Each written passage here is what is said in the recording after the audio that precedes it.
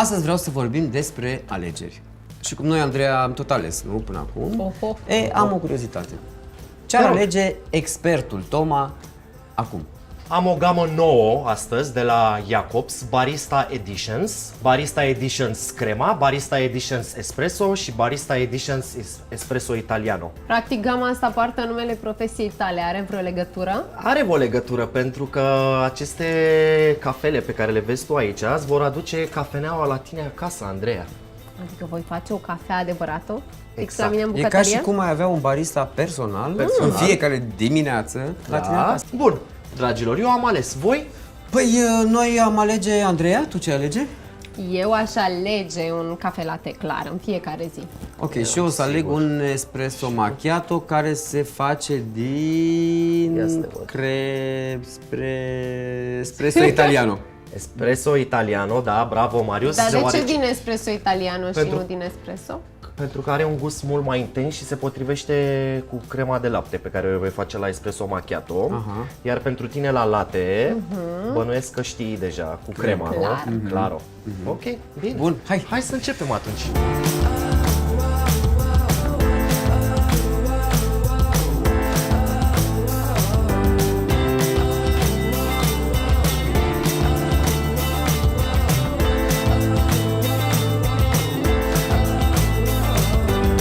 Bun, deci am preparat baza de espresso. Pentru tine, Marius, aici avem un espresso. Stai. Și nu e pentru gata. tine, pentru cafe latte se face tot așa, dintr-un singur shot de espresso. Deci un shot aici și la el tot un shot? Păi și diferența care e? Diferența e că la ea intră mai multă cantitate de lapte. La tine intră foarte puțin. Și o să vezi acum. Cremos, da? Cremos. Cum îmi se place face. mie. Exact. Deci că e bijutier. Lucrează în diamant. Te rog. Superb! O să Și te acum, aștept Marius, de la data tine? asta. Deci mai puțin lapte. Da, exact. Nice, hai să vedem. Vă rog. Nu. Dacă e la fel de bună precum miroase. Super. Marius? E bună, e foarte cremos. Cremoasă cum ai promis. Crema, da. Ai zis crema, da? De la Barista Edition. Și pentru Și pentru Marius? Marius? Espresso italiano. Nu? Și simți intensitatea? Da. Slavă Domnului. Da. Mă bucur că ai ales espresso macchiato. Te-ai gândit bine. E chiar foarte bun. Foarte, foarte bun. Am făcut o alegere foarte bună. Tu? Perfectă chiar. Perfectă, a? De fiecare dată când aleg să beau cafea, nu dau greș. Orice aș alege. Da? Da. Da, bravo. Dar cum te oprești? Cum îți stabilești numărul de cafele pe zi? Cu greu, am momente, mai ales seara, știi, pe la finalul zilei, în care mi se face poftă de o cafea și aș vrea să se facă dimineața cât mai repede. Nu știu dacă Dar eu sunt poate. curios dacă știi că funcționează foarte diferit cafeaua la oameni. Dacă să dorm sau nu mai dorm, unii beau cafea și dorm, alții nu și așa mai departe. Pe mine nu mă agită, mi-aduce doar bucurie. Cred că Foarte sună bine. ciudat. Dar apropo de alegeri, că dacă tot vorbim de asta, care a fost cea mai grea alegere pe care ai făcut-o? Cred că dacă să fac copilul de foarte tânără sau să mai aștept.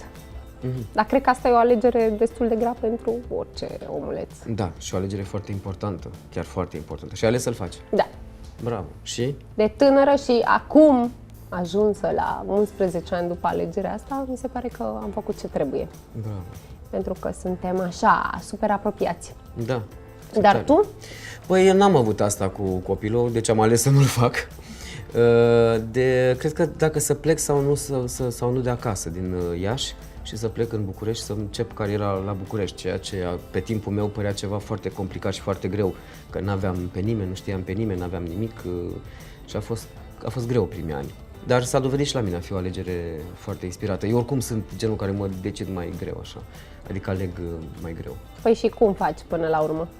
Merg pe instinct, pur și simplu. Adică până la urmă trebuie să aleg ceva și zic, doamne, nu fi un capăt de țară, orice ar fi se repară. Știi, orice alegere aș face se repară. Dar, na, am un instinct bun. Cred că suntem fix pe același feeling, dacă stau să mă gândesc bine. Da? Și o alegere de care ești mândră până în ziua de azi?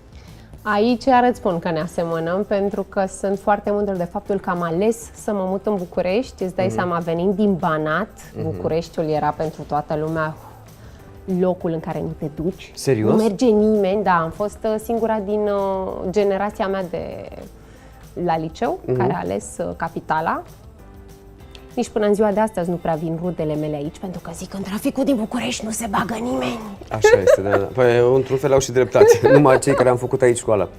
Da. Deci asta, dacă să pleci la București sau nu, asta a fost.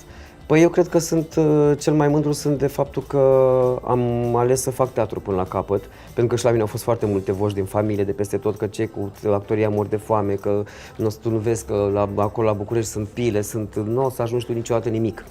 Și ambiție, plus că eram, ce să zic, aveam un metru cât am, deci nu eram așa un potențial actor, nu eram Piersic sau nu eram cineva care să... și am vrut să le demonstrez că se poate și că doar trebuie să vrei foarte tare. Și dacă vrei, se poate. Și acum mi-au dat dreptate, adică îmi dau dreptate. Dar crezi că există și varianta în care te alege teatrul și ne alegi tu teatrul? Sau e undeva la mijloc?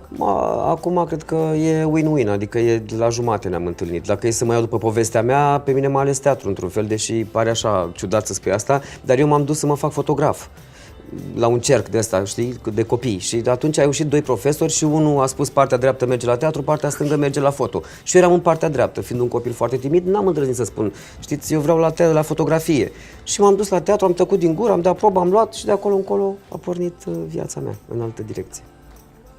Cam asta a fost. Deci da, teatru m-a ales pe mine într-un fel.